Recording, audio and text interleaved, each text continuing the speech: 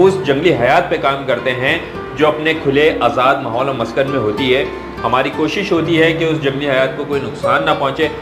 Technology ऐसी चीज़ें नहीं थी जिससे इंसान अपना जंगल से रिश्ता बरकरार रख सके, ठीक है।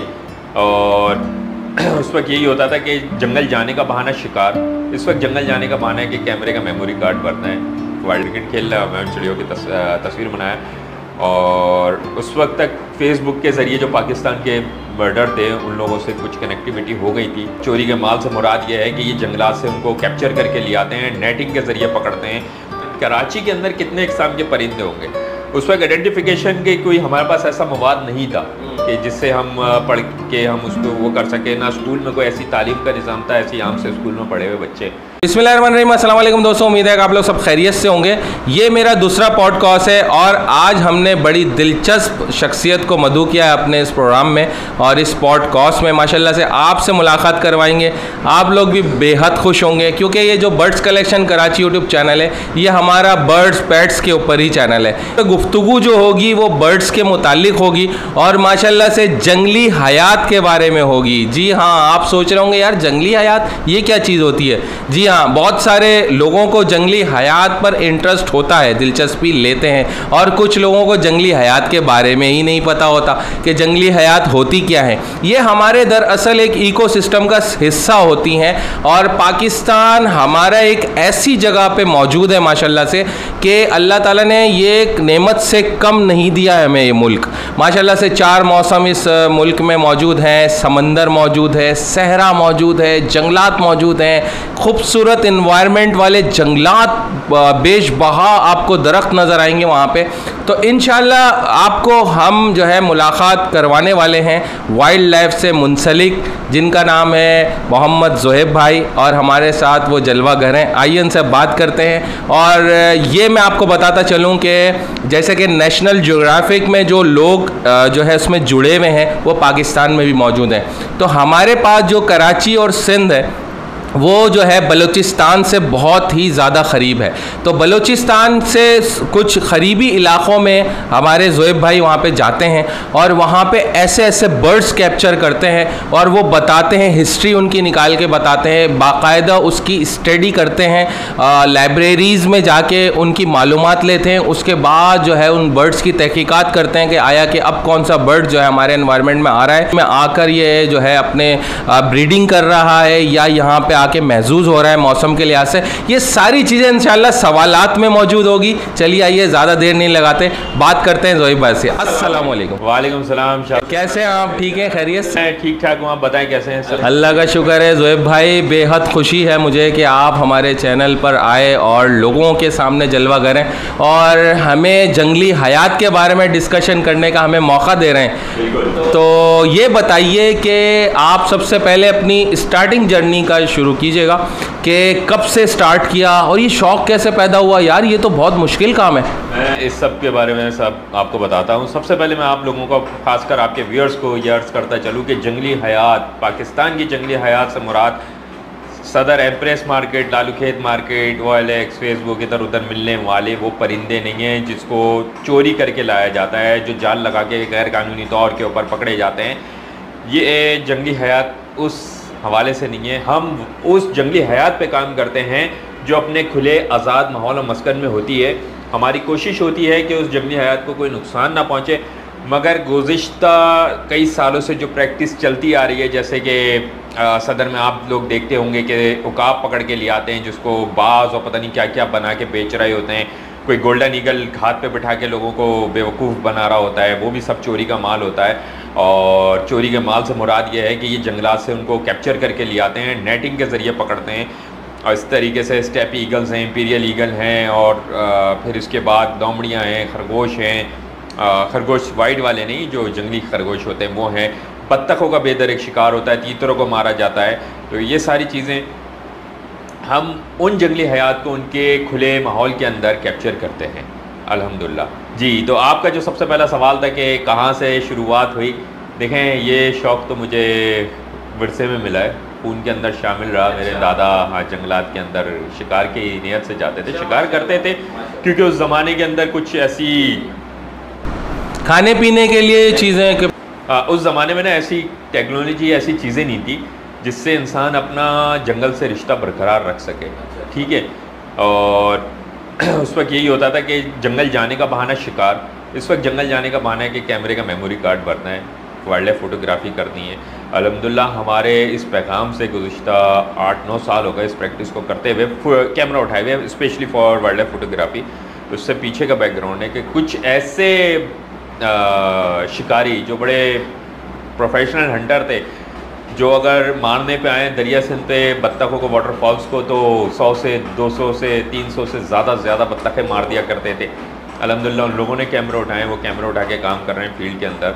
तो ये शौक़ विरसे में मिला, जंगलात में जाने का शौक़ था, जंगलात की कहानियाँ लिखने का शौक़ था, कहानियाँ पढ़ने का शौक़ था। बचपन में उसकी जो तसल्ली थी वो जंग अखबार के ज़रिए होती थी। जंग अखबार में कभी गाय बगाए जो है जंगलात की किस्से कहानियाँ छप जाती थी, फिर एक कैसेट आती थी शिकारी शिकार के नाम से। हाँ, तो उसके अंदर क्या कहते हैं, कुछ ऐसे मनाजिर होते थे जो आपको तसल्ली मिल जाती थी कि हाँ जी ये जंगली हयात है। फिर 97 के अंदर जब कराची शहर के अंदर केबल का आगाज़ हुआ, तो सबसे मेरा पसंदीदा चैनल जो था कार्टून नेटवर्क के बाद वो नेशनल ज्योग्राफिक। यार ज़ोएब भाई आपकी बात काट रहा हूँ, नेशनल ज्योग्राफिक मुझे बहुत पसंद था। मेरे वालिद और मेरी वालदा और मैं, मेरा छोटा भाई से नेशनल ज्योग्राफिक देखते थे जब नया रंगीन टीवी आया था। तो उस वक्त जब नेशनल ज्योग्राफिक पे ये सारी चीज़ें दिखती थी तो मेरे जहन में ये सवाल ज़रूर उठता था कि जंगली हयात क्या सिर्फ अफ्रीका तक ही रिस्ट्रिक्टेड है? क्योंकि मुताल्ला पाकिस्तान में गो कि हमने बहुत सारी ऐसी बातें पढ़ी जिनका कोई सरो पैर नहीं है, मगर एक चीज़ जिसने मेरी ज़िंदगी का समझें कि पांसा पलटा, वो थी उस किताब में दर्ज कीड़ थड़ नेशनल पार्क के हवाले से एक छोटा सा मजमून कह लें, चैप्टर कह लें। जब वो मैंने पढ़ा और उसमें ये लिखा हुआ था कि इसकी हदूद कराची और ज़िला दादू के करीब है, इससे हदूद में वाक़ है, तो मुझे बड़ा इश्तियाक हुआ कि यार ये हमारे शहर के करीब वाहिद नेशनल पार्क है। इस नेशनल पार्क में क्या होगा? हाथी होंगे, जिराफ होंगे, शेर होंगे, क्या होगा? अच्छा, ये कितनी उम्र में आपको पता चला? ये मेरे ख्याल में 13 या 14 साल की उम्र, 13। अच्छा, जब से ये नेशनल पार्क, यानी आपसे भी पहले? नेशनल पार्क तो 1962 या 1978 कुछ ऐसे बना था। अरे वाह, जब वो बहुत पुराना बना हुआ है। आई थिंक मेरे ख्याल में अभी मैं इसकी हिस्ट्री पढ़ रहा था, 62 के अंदर ये एस्टेब्लिश हुआ था। 62 माशाल्लाह। भुट्टो साहब थे और खान मोहम्मद खान साहब थे, उन्होंने बहुत अच्छा काम किया। टीजे रॉबर्ट्स आते थे इस कीर्था नेशनल पार्क में, इस पर तो हम बाद में आएंगे। फिर इसकी जो शुरुआत हुई परिंदों से शुगफ की, तो मेरे घर के हुक्म में एक जामुन का पेड़ हुआ करता था। जी जी, हमारे घर में भी जामुन का पेड़ था। जामुन के ऊपर ढेर सारी चिड़ियाँ जो हैं सुबह शाम चहचहाती थी। मुझे आज भी वो सहरियाँ याद आती हैं कि जिस वक्त उस पेड़ के ऊपर चिड़ियाँ चहचहाती थी सहरी होने के बाद और अफ्तार से पहले, ठीक है। एग्जैक्टली हमारे जामुन के पेड़ में बहुत सारी चिड़ियाँ होती थी। तो बचपन से ही जो है मेरी अम्मा मरहूमा क्या कहते हैं गोद में उठा के वो चिड़ियाँ दिखाती थी, क्योंकि बिल्कुल हमारे गैलरी से करीब था और ऐसे देखते थे। बस वहाँ से वो शौक़ रहा जहन के अंदर, ये रहा कि यार हमारे यहाँ कराची के अंदर कितने इकसाम के परिंदे होंगे। उस वक्त आइडेंटिफिकेशन के कोई हमारे पास ऐसा मवाद नहीं था कि जिससे हम पढ़ के हम उसको वो कर सकें। ना स्कूल में कोई ऐसी तालीम का निज़ाम था, ऐसी आम से स्कूल में पढ़े हुए बच्चे, ना कोई हमारे अरीब करीब कोई ऐसा बंदा। हाँ, परिंदे पालने वाले थे तो उस हिसाब से फिर परिंदे पालने की तरफ भी आए, मगर जहन के अंदर ये सवाल ज़रूर होता था कि यार ये हमारे इस जामुन के पेड़ पे चिड़िया आती है, एक बुलबुल आ जाता है, तोता आ जाता है, मैना आ जाती है और ग्रीन बीटर। ये 5 परिंदे जो हैं ये कराची के हैं। फिर वो आहिस्ता आहिस्ता जो है रेड वाटर लैपिंग, टेटेरी का आना शुरू हुआ। तो ये तो बातें सर से गुजर रही है जो आप नाम ले रहे हैं। पे नहीं बैठती थी, वो ऊपर से गुजरती थी। चलो भाई ये भी कोई ख़ास परिंदा है। फिर कभी कभी कैटल एग्रेट जो आप अक्सर नदी नालों के इधर उधर बैठे हुए देखते हैं, लियारी नदी है ये आपके तीन हट्टी के पास, तो ये गुजर रहे होते तो बोलता था चलो जी ये बगला है। मुझे नहीं याद पड़ता, मैं आज भी ये बड़ा अफसोस करता हूँ कि उन सर्दियों की जो दोपहरें होती थी जब हम छत के ऊपर कीनू खा रहे होते थे और अम्मा अखबार पढ़ रही होती थी या कोई किताब पढ़ रही होती थी, तो उस वक्त आसमान के ऊपर कौन कौन से ईगल्स घूम रहे होते होंगे। रिसेंटली जो ये हमारा सीज़न गुजरा है बर्ड वॉचिंग का 2023-2024 से, ये अभी एंड हुआ नहीं है, इसका एंड नहीं हुआ है, अभी चल रहा है। ये 20 अप्रैल तक एंड करते हैं हम लोग उसको ऑफिशियली, जो हमारे एक तरीक़ाकार है। स्टार्ट कब करते हैं भाई? हम इसको करते हैं 28 अगस्त से। 28 अगस्त, हाँ ठीक है। तो इस सीज़न के अंदर हैरत अंगेज़ तौर पे मैंने अपने घर से इतने उकाब देखे, ईगल्स देखे, जिसमें इंपीरियल, टॉनी, स्टेप ईगल और गोल्डन ईगल भी 2 बार। ये बहुत बड़ी आप बी की बात कर रहे हैं? साथ ब्रिटिश ऑर्निथोलॉजिस्ट खड़ा हुआ था, बर्ड वॉचर है, बड़ा लेवल का बंदा। तो वो बस आया, एयरपोर्ट से आया, मैं उसको लेकर आया, वो मेरे पास खड़ा है, खाना गर्म हो रहा है और मैं उसको बोल रहा हूँ यार बर्ड वॉचिंग करो, तुम यहाँ से खड़े हो गए। वो बोल रहा है यार it is a very narrow view, ये बहुत बंद व्यू हो गया, छोटा हो गया, पहले तो बहुत वास्ट था, सब दिखता था, ये तो बिल्डिंगें बन गई। तो मैंने कहा नहीं तुम चेक करो, कुछ ना कुछ तुम्हारी नसीब। तो जब उसने एक्साइटमेंट के अंदर चीखा, oh my God what is this, it is a huge eagle over the sky, और ये वो। तो उस वक्त हमारे साथ मोहम्मद अली राजपूत थे, DI खान के बर्ड वॉचर, वो भी मौजूद थे। उन्होंने फ़ौरन अपना कैमरा सीधा किया और उन्होंने उसकी तस्वीर निकाली। जैसे ही तस्वीर को जूम इन किया तो ये अकद खुला कि भाई गोल्डन ईगल नाज़ाबाद के ऊपर उड़ा। माशाल्लाह, नहीं करें। हाँ, फिर मैं उसके साथ काफ़ी मसरूफ़ रहा क्योंकि उनके विजिट्स थे मुख्तलिफ फील्ड वगैरह के। तो जब वो चले गए उसके भी काफ़ी दिनों के बाद जब टाइम मिला, मैं मेमोरी कार्ड कैमरे से निकाला, मैंने मेमोरी कार्ड अपने कंप्यूटर में लगाया और वो कुछ तस्वीरें देख रहा था। मैंने कहा कुछ एक्स्ट्रा स्ट्रेंज चीज़ दिखी थी मुझे एक दिन। तो मैंने वो वाले जब फाइलों को खोला, ओपन किया और फिर मैंने उसको प्रोसेस करके आगे कंफर्मेशन के लिए भेजा। तो वो कंफर्म हुआ कि गोल्डन ईगल था। और उस वक्त तो जिस वक्त ब्रिटिश ऑर्निथोलॉजिस्ट हमारे घर के ऊपर मौजूद था, तो वो ईगल जो था हमारे सर के ऊपर था। और जिस वक्त मैंने उसकी फ़ोटोग्राफ बनाई थी, बस अनफॉर्चुनेटली उस वक्त कैमरा धोखा दे गया था, तो वो बिल्कुल ऐसे आई साइट के सामने था और उसके टैलम्स के अंदर पंजों में कुछ था शिकार। अरे वाह। हाँ, और मैं उसके जब क्या कहता है एक्साइटमेंट के खुशी की इंतहा नहीं होगी। मैंने क्या कहता है जब उसके पीछे मैं ऊपर गया छत के ऊपर मस्जिद के, मैंने कहा ऊंचाई से उसका मैं देख सकूं, तो वो फिर सामने के घरों की वजह से प्राइवेसी उनकी ना मुतासिर हो, फिर बदतमीजी में ना शुमार हो, तो मजबूरन जो है पीछे हटना पड़ा। मगर मुझे बड़ा अफसोस हुआ कि that was a very golden chance कि वो परिंदा जो हमने कीर्तन नेशनल पार्क में भी नहीं देखा, वो मैं अपने घर से देख रहा हूँ। कितनी बड़ी बात है। तो मुझे तो बेहद खुशी हो रही है। ये सारा सिलसिला इसी तरह चलता रहा।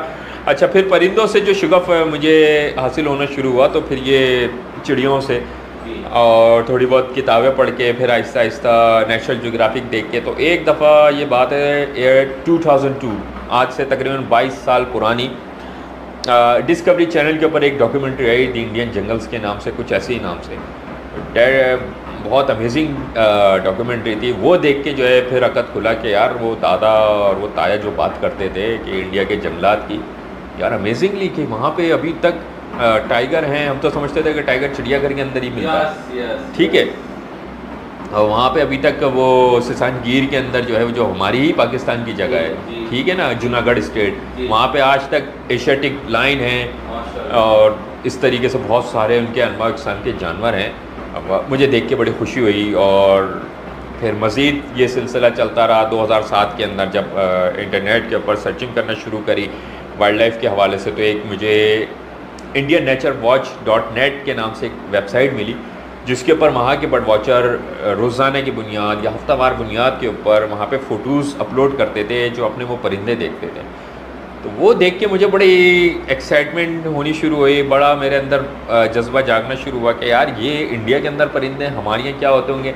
तब भी जो है मेरा व्यू रिस्ट्रिक्टेड, क्योंकि उस वक्त मैं आपको बताऊं कि मैं डिस्ट्रिक्ट साउथ के अंदर लाइट हाउस के पास रह रहा था, तो हमारे घर से जो व्यू दिखता था, जैसे आपकी खिड़की खोलो रोड दिख रहा है, गली दिख रही है, नीचे काम हो रहा है, इस तरह का व्यू था। तो बहुत ज़्यादा हो गया, ये अपने फ्लाइंग रेड्स, जंगली कबूतर आ जाते थे या चिड़ियाँ आ जाती थी, बस ये दिखते थे। तो मेरे जहन के अंदर ये सवाल खिलबिला रहा होता था मुसलसल कि यार हमारे यहाँ ये परिंदा होगा, हमारे यहाँ ये वाला परिंदा होगा, नहीं होगा। 2007 से चलते चलते चलते तकरीबन 2014 के अंदर जाके मैंने एक कैमरा लिया, क्योंकि उस वक्त आपको पता है कि फिंचो का जो ब्लैक चीक का क्रेज़ चला था। तो मेरे पास सोनी एक्सपीरिया था उस वक्त, ये एंड्रॉयड नहीं थे, वो आते थे उसके अंदर सिम्बियन के अंदर, वो 12 मेगापिक्सल का कैमरा था, उससे तस्वीरें खींचता था तो वो बड़ी अच्छी आती थी। फिर मुझे शौक हुआ कि मैंने कहा यार कोई कैमरा देखते हैं मार्केट में। मार्केट से कैमरा लिया, फ्यूजी फिल्म का बहुत अच्छा कैमरा था, वो एक साहब अड़प गए। उससे मैंने अपनी छोटी छोटी चिड़ियों की तस्वीरें जो अपने घर में पाली हुई थी, इनकी तस्वीरें लेता था।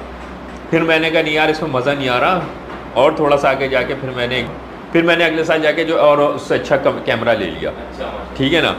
तो अब वो उसका इस्तेमाल शुरू किया। मैं इसी तरीके से सर्दियाँ वो नवंबर में लिया था मैंने, 2015 की नवंबर में कैमरा ख़रीदा और मैं गैलरी के अंदर खड़ा हुआ था अपने घर की। मेरे सामने से जो है कुछ चिड़ियों का फ्लॉक गुजरा जिनकी आवाज़ हमारी ये जो हाउस स्पैरोज़ होती है उनसे डिफरेंट थी। तो वो मुझे उनकी टून पिच जो है वो मुझे समझ में आ गई। अच्छा, मैंने फ़ौरन जो है क्या कहते हैं उसको मार्क किया कि कहाँ उतरी है, मगर मेरे पास उस वक्त नहीं था, मैं ऑफिस जाना था तो मैं निकल गया। फिर मैंने मतलब इतनी ताक़ुब आपने किया कि वो कहाँ उतरी हैं।